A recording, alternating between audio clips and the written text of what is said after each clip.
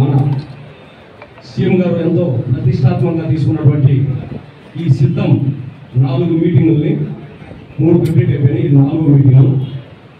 దాదాపు మన ఉమ్మడి ప్రకాశంలోనే ఈ 4వ మీటింగ్ జరుగుతుంది. ఫస్ట్ సిద్ధం సభకి 2.5 నుంచి 3 లక్షల మంది హాజరయ్యారు.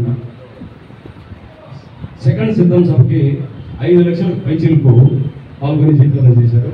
అలాగే 3వ సిద్ధం సభకి 8 లక్షల పైచిలకు పాల్గొని మన వైఎస్ఆర్ కాంగ్రెస్ పార్టీ నాయకులు జీవితం చేశారు.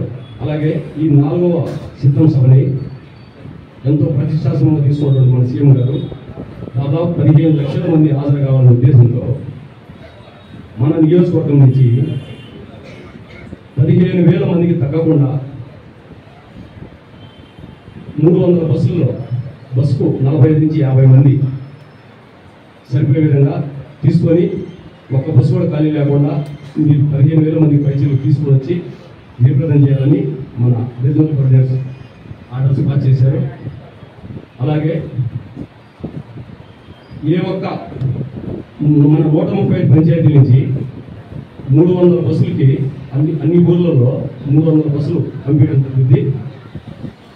ఈ 300 బస్సులు ఎక్కడ కూడా మహిళలు, డ్వాక్రా గ్రూప్ వాళ్ళు, పొదుపు సంఘాలు ఎవరు రాకూడదు. అందరూ కూడా మన పార్టీ ముఖ్య నాయకులు మాత్రమే తీసుకురమని మనకు ఆర్డర్స్.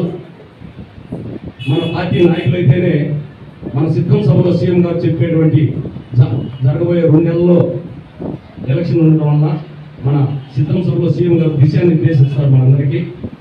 మన నాయకులు అయితేనే పాల్గొంటే ఇక్కడికి వచ్చేసి మన నియోజకవర్గంలో అన్ని గ్రామాల్లో అన్ని పంచాయతీల్లో జరగబోయే ఎలక్షన్ గురించి నాయకులు మన సీఎం గారు చెప్పే మాటలు వింటే ఆ విన్న మాటలటువంటి మన ఈ గ్రామాల్లో చెప్పి ప్రజలకి, మన నాయకులకి, ఇంకా మన పార్టీ మిగిలిన నాయకులందరికీ చెప్పి